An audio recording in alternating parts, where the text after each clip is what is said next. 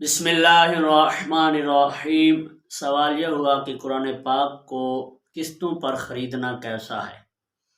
سب سے پہلے تو یہ سمجھیں کہ قسطوں پر خرید و فروخت کرنا کیسا ہے۔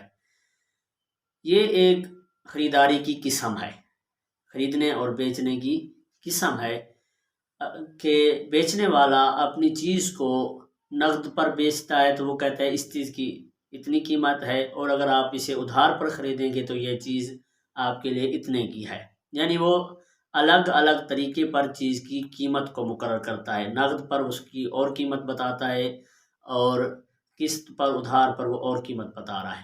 تو یہ کوئی سود کے زمرے میں نہیں آتا، وہ اپنی چیز کی قیمت کو مقرر کر رہا ہے۔